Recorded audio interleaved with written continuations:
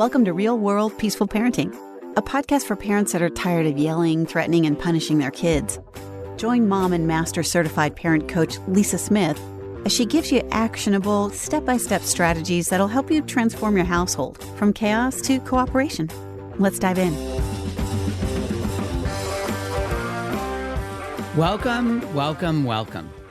Welcome to today's episode. I am so fired up to be with you today. And before we dive in to today's topic, I want to do a quick check-in. How are you doing? Like really, how are you doing? Because if you're anything like the parents I talk to every single day, there's a good chance that you're tired. Not just physically tired, though yes, that too, but maybe emotionally tired. The kind of tired that comes from feeling like you're in a battle with your own kid or kids every single day. Well, if that's you right now, number one, I hope you're feeling very seen. And number two, I've got some great tools for you today that I think can really make a difference.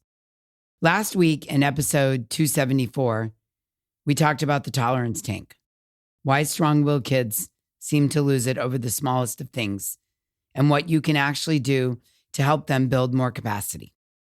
And if you haven't listened to that one yet, I want you to go back after this and listen to it, because I've gotten a lot of feedback from people that it's changing how they see their kids' big reactions. Okay? But today is the episode I've been wanting to do for a while now, because understanding why your kids' tanks run low is one thing, but knowing what to do when you're already in it, when the shoes are still off and the clock is ticking, and somehow a regular Tuesday morning has turned into a full-scale standoff, and you don't even know how that happened, well, that's where we're going today. Today, we're talking about power struggles, what they actually are, what makes them worse, and yes, some of what you're doing is accidentally pouring fuel on the fire, and most importantly, what you can do instead. And I want to start with a line that I think is going to stick with you. Are you ready? You, yes, you, do not have to attend every argument your kid invites you to. Let me say that again. You do not have to attend every argument your kid invites you to.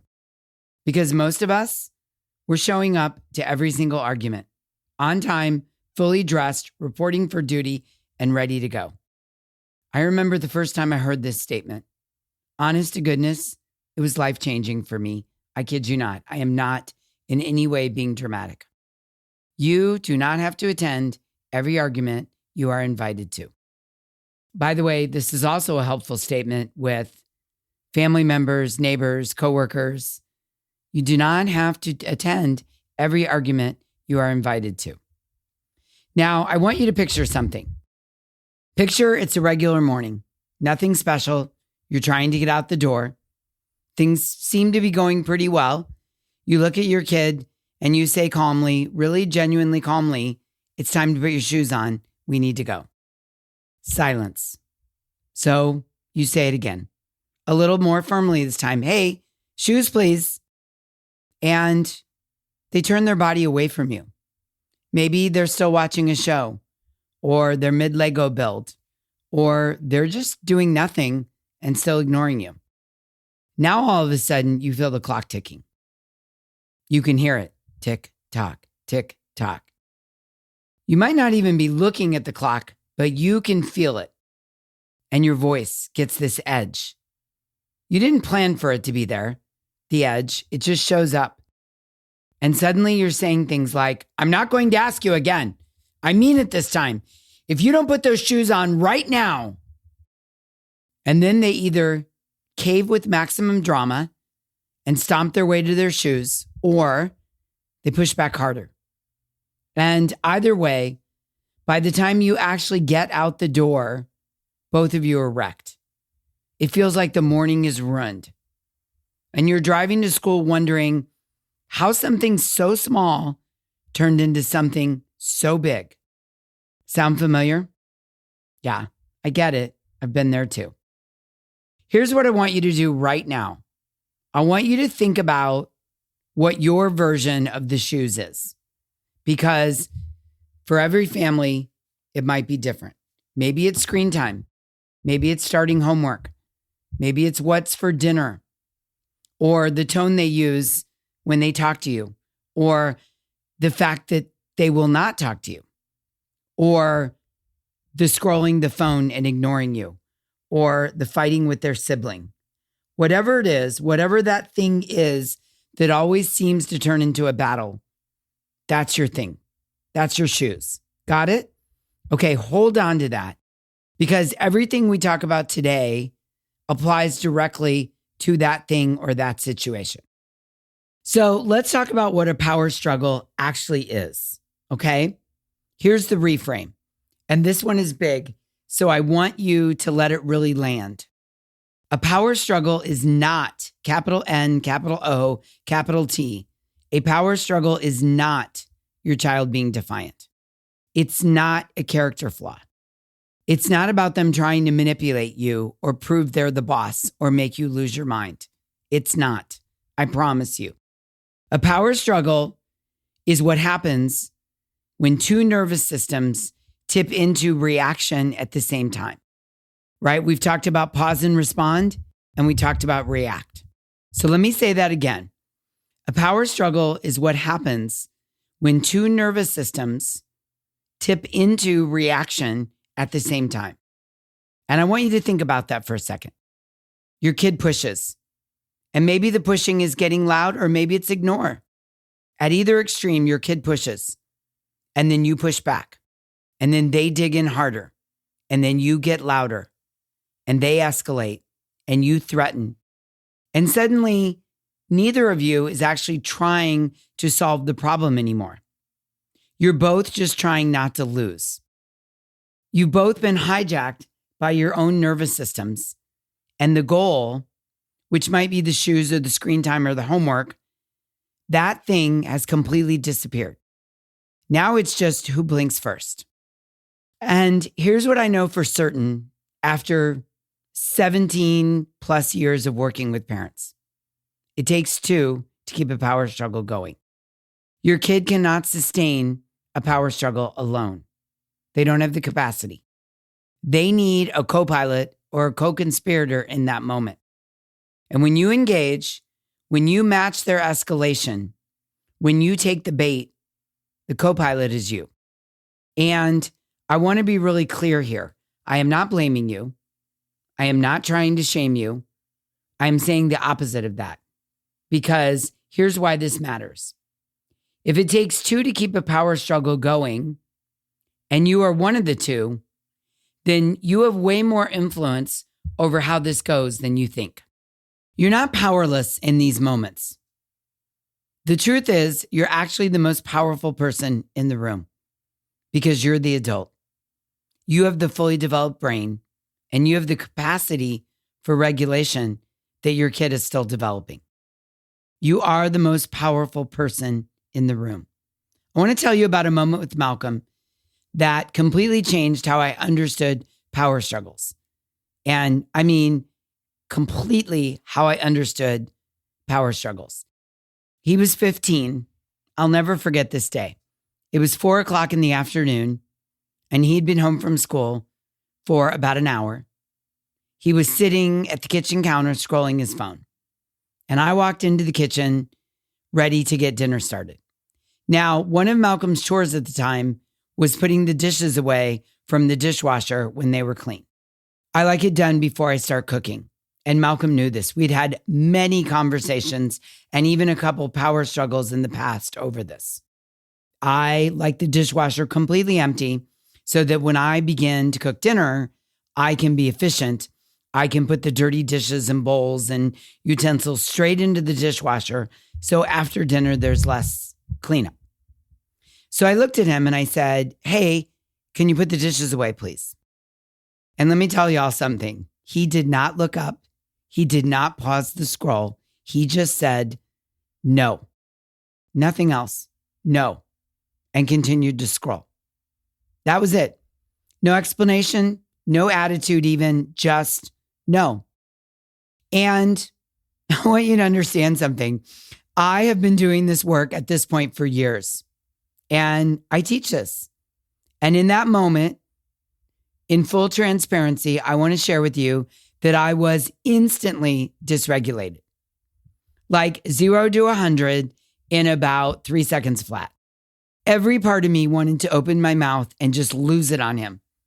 Just completely lose it. How dare you? Don't talk to me like that. What do you mean? Blah, blah, blah, blah, blah. But here's what I did instead. And I want you to hear this because it matters. I left the room. I kid you not. I walked out of the kitchen. I didn't say anything. I just turned around and walked into my bedroom and closed the door. Now, I walked in my bedroom to gain control of myself, to pause and respond and gather my thoughts so that I could come back out and explain to him why he needed to put the dishes away. So I'm in the bedroom. Picture this. I'm in my bedroom. The door is shut. I'm taking a bunch of deep breaths, big inhales, big exhales, so that my vagus nerve will relax my body. I walked in circles for a couple minutes. I'm not even kidding.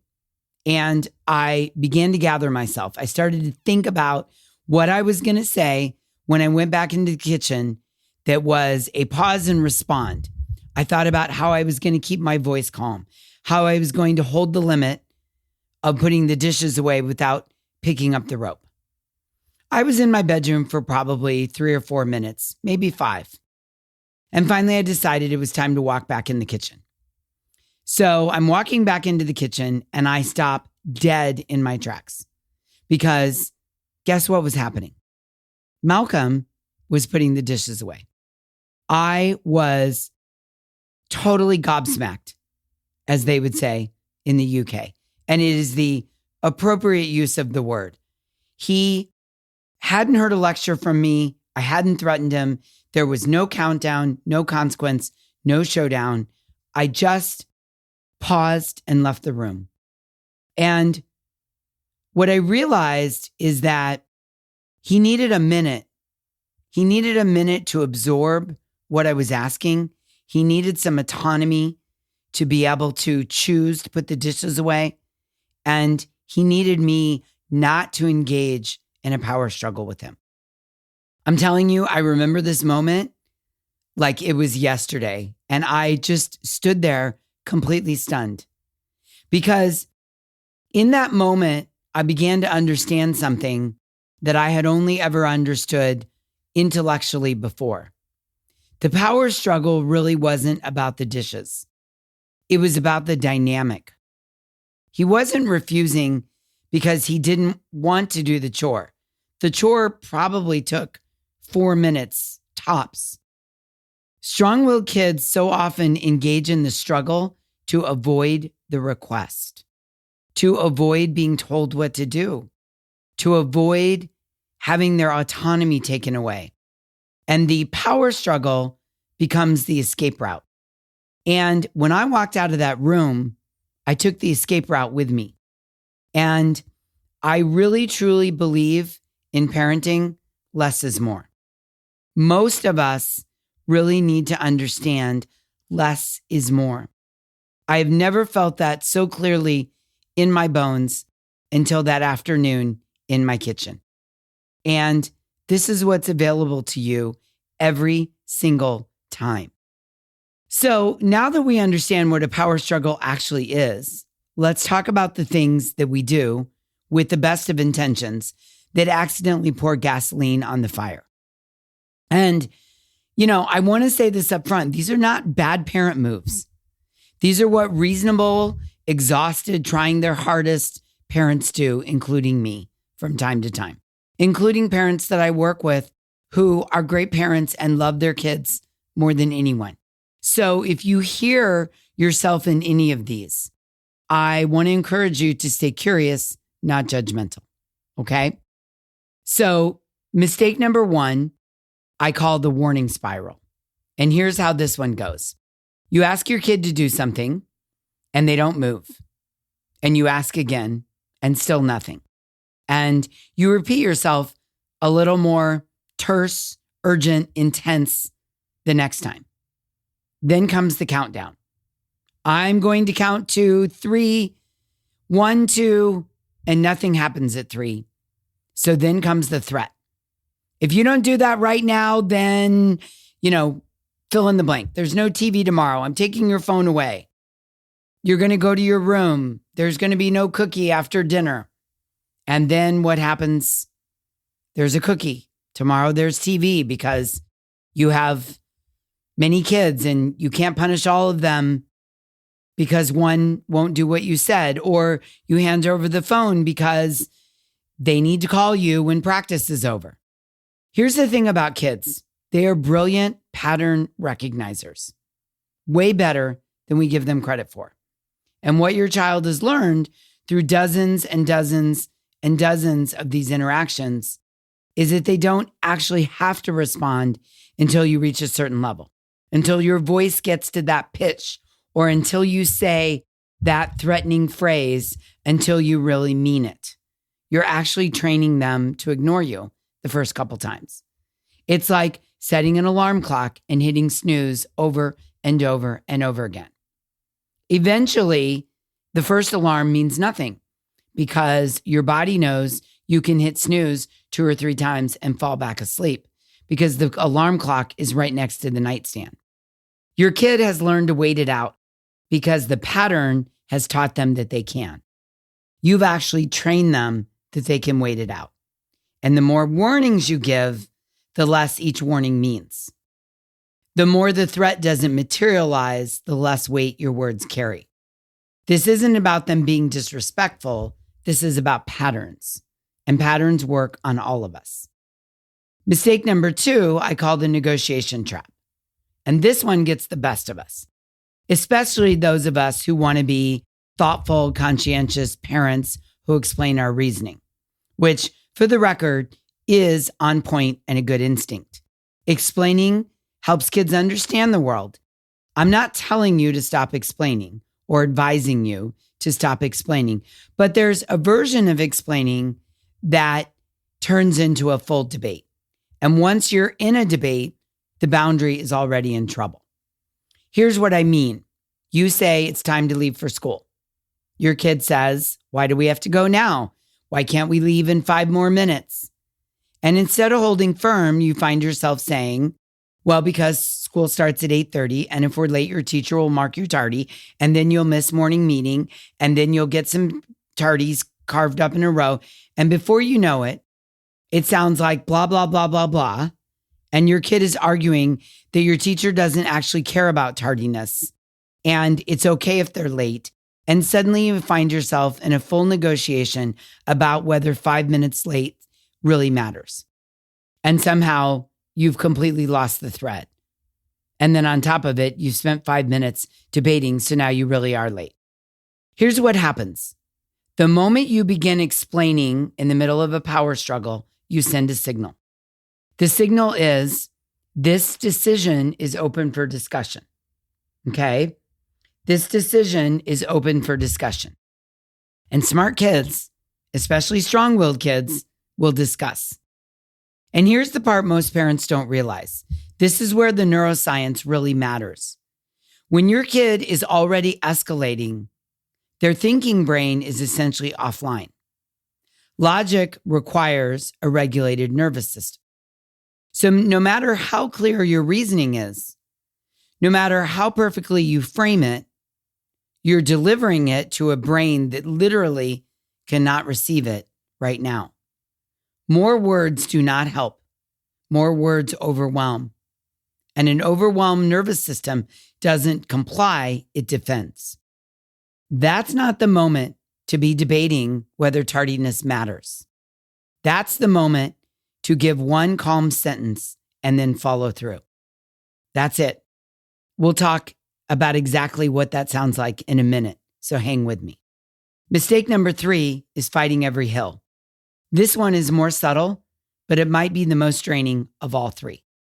When we as the parents are already depleted, when our own tank is low because of all the other things going on in our life, everything starts to feel non-negotiable. The shoes and the tone of voice they use and the eye roll and the way they say fine and the fact that they're not looking at us when we're talking and suddenly we're fighting on 5 fronts at once, all before 8 a.m. Here's what I want you to ask yourself in this moment. Is this the hill I want to die on? Or am I just too depleted right now to let it go? Because some things are the hill. Like maybe it's really important to you that your kid gets to school on time. I hear that. Maybe the hill is about safety or respect or non-negotiables in your family. Those are worth holding firm on, for sure. But a lot of what we turn into battles isn't actually the hill. It's just a hill that happened to be in front of us at the moment. And we're in the habit of taking on every single battle. This is where I want to remind you, you do not have to join every argument you're invited to. Okay? So now let's talk about the practical part. 3 moves that actually do work. And here's what I want you to do instead. Okay? Move number 1 is I want you to slow the energy. Your nervous system is contagious. We've talked about this a lot in past episodes. And I want you to hear that again. Maybe you're new here and this is your first time listening, or it's never bad to have the reminder that your nervous system is contagious. When urgency and frustration creep into your voice, your child's nervous system picks it up. And before they've even fully processed your words, they feel your tone before they understand your message. And a nervous system that feels pressure defends itself. And with many of our strong-willed kids, that defense looks like resistance. Okay, let me say that again. Our kids feel our tone before they understand our message. And a nervous system that feels pressured defends itself. And with our underdeveloped brained, strong-willed kids, that defense looks like resistance. I know that's what was happening with Malcolm when I asked him to put the dishes away. So the most powerful thing you can do at the first sign of escalation is to go slower. Not louder, not more urgent, slower. Fewer words, steadier voice, a deliberate pause before you speak. Now, for many of us, this may feel odd or uncomfortable or counterintuitive, especially if you grew up in a home where you were hardwired. When things got more urgent and louder, you acted out of fear. But the most powerful thing you can do at the first sign of escalation, I promise you, is to go slower. Not louder, not more urgent, slower. Fewer words, steadier voice. A deliberate pause before you speak again. Think about it this way. You are the thermostat in your home. You get to set the temperature. When you stay regulated, you give your kid's nervous system something to co-regulate with. And a regulated nervous system is so much more willing to cooperate than one that's on the defensive through resistance. Yeah? Yeah. Okay, move number 2. You're going to offer contained control. This one feels like magic the first time it works. I'm serious. Parents message me about this all the time. Here's the insight. Strong-willed kids don't actually fight limits. They fight feeling powerless. What looks like defiance is almost always a child saying in the only way they know how, often in an ugly way, I need to feel like I have some say here. So give them say, inside the limit. Not, you have to brush your teeth right now. Instead, it might be time to brush your teeth. Do you want to do it upstairs or downstairs? The limit doesn't move. The teeth are getting brushed, but they get to make a choice.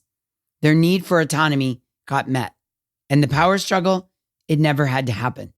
You might also say, do you want to put your shoes on first and then brush your teeth, or brush your teeth and then put your shoes on?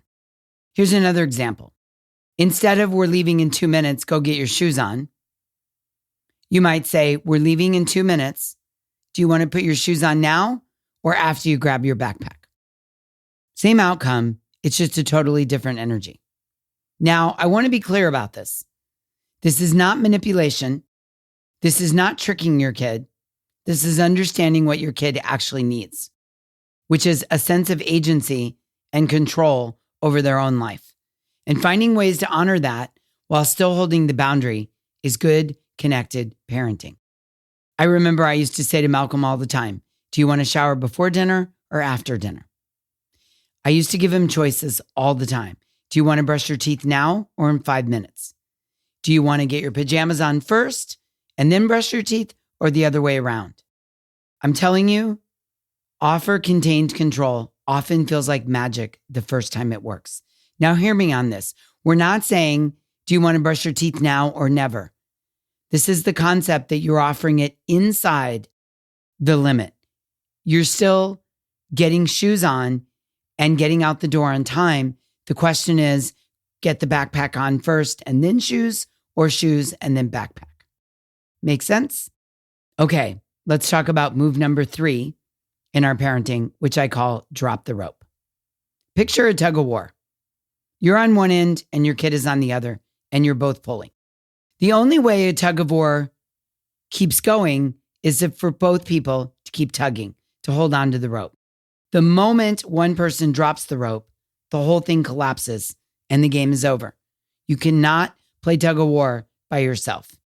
So move number 3 is about you realizing that at any moment you can drop the rope.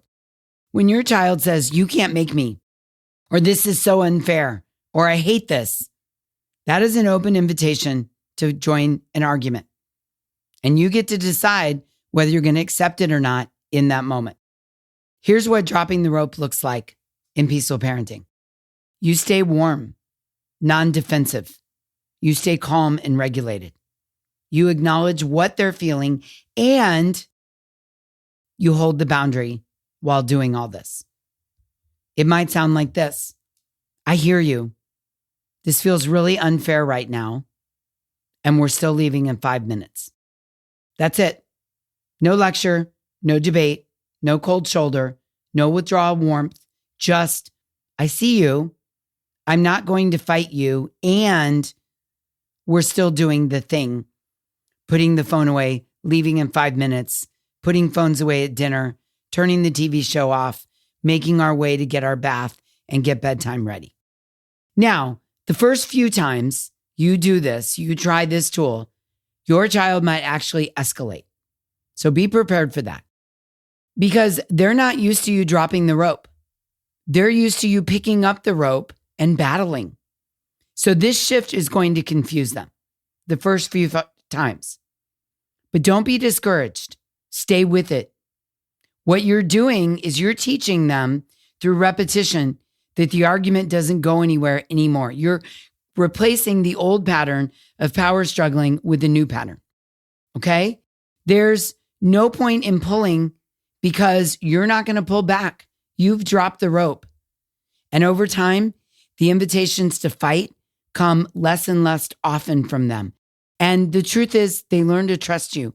They learn that you're firm on the boundaries while delivering them empathetically. I call this a strong spine, soft heart.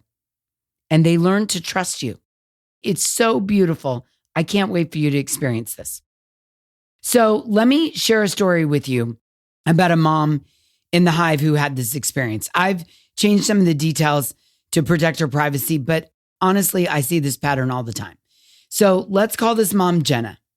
Jenna came to me. She joined the Hive at the end of her rope. Jenna's 9-year-old son, we'll call him Cam, was turning every transition into a war zone. Turning screens off, shoes on, dinner time, bedtime, homework, getting up in the morning. It didn't matter. Every single thing became a negotiation or a battle. Jenna told me that she had started dreading the end of the school day because she knew what would be waiting for her when she picked her son up from school. So when we first started working together inside the Hive, the first thing I noticed was how hard Jenna was working in these moments. She, and you may relate to this, she was explaining, reasoning, threatening, warning, pleading. And the truth is, she was exhausted before the argument even started. And Cam, he'd learned that none of it really meant anything until Jenna reached a certain level of frustration. So we worked on two things together. First, we worked on Jenna noticing the rope, not reacting to it, just noticing it. And just asking herself, am I being invited to an argument right now? And that awareness alone started shifting things, because then Jenna could choose to pause and respond instead of just reacting and joining every argument that Cam invited her to by picking up the rope and playing tug of war. So slowly, she recognized that she could choose her response, much like I did when I asked Malcolm to put the dishes away and he said no. So that was great. The second thing we started working on is Jenna started using contained control. Before screens went off, before shoes needed to go on, she'd offer a small choice. And honestly, the small choice was brand new to her. So she admitted that in the beginning, it felt really awkward. But she started offering Cam a small choice, something real, something meaningful to Cam inside the boundary. That's the key point there. And slowly, not overnight, but slowly over a few weeks, the daily battle started softening. What Jenna told me about 6 weeks in is something I still think about. She said, Lisa, I feel like I finally stopped arguing with him and battling.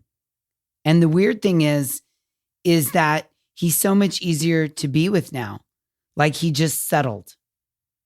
Well, this is what happens when kids stop needing to fight for control. They settle, not because you give them everything they wanted, but because they start trusting you and themselves and that you heard them. And let me just say, I want that for you, and I want that for your kids. It is one of the most beautiful transformations that happens in our relationship with our kids. So I want to give you 2 pieces of homework this week, and you're ready for both of them, I promise. So homework number 1, for the next 7 days, every time you feel a power struggle starting, so you've got to pay attention, notice it.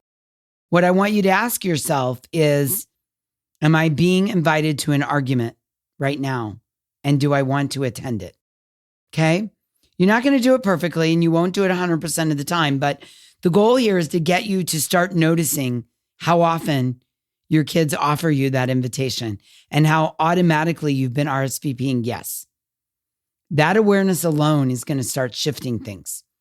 And then homework number 2, pick your one thing, your shoes, that one recurring struggle in your house that happens over and over. And this week, I want you to try the contained control move over that one thing. Give your kid or kids 2 real choices inside the boundary. Just once, try it, see what happens. And then I want to hear about it. DM me on Instagram at @peacefulspaceparent. Come find me on Instagram and tell me how it went. Because these messages honestly make my whole week. So share with me if you will, please. Okay, let's land this plane. Here's what we covered today. A power struggle is not about defiance. It's what happens when 2 nervous systems tip into reaction at the same time. And because it takes 2 nervous systems to power struggle, you have more influence over how it goes than you think. Okay? We also talked today about 3 things that accidentally make it worse. The warning spiral, where kids learn to wait you out. The negotiation trap, where over-explaining signals that the boundary is up for debate, and where a dysregulated brain simply cannot receive your logic no matter how good it is. And finally, fighting every hill, when our depleted tank turns everything into a battle that doesn't need to be one. Okay? And we talked about 3 moves that actually work. You slowing the energy because your nervous system is contagious. You offering contained control because your kid doesn't just fight limits, they fight feeling powerless. And drop the rope because you don't have to attend every argument you're invited to. And here's what I want to leave you with today. You're not trying to win. You're trying to stay connected with your kid while holding the limit. Warmth and firmness together. Strong spine, soft heart. It's not easy. It's a skill. And like every skill, it gets better with practice. And with grace for yourself on the days it doesn't go the way you hoped. Okay? The next time your kid hands you the rope, take a breath, set it down, and remember, you are the steadiest nervous system in the room, even when it doesn't feel like that, especially when. And if you're ready to go deeper, if you want personalized strategies for your strong-willed kid and your specific power struggles, that's exactly what we do inside the Hive. And you can find us at thehivecoaching.com. Come join us. You won't regret it. And until next time, I'm wishing you peaceful parenting. Thanks for listening to Real World Peaceful Parenting. If you want more info on how you can transform your parenting, visit thepeacefulparent.com. See you soon.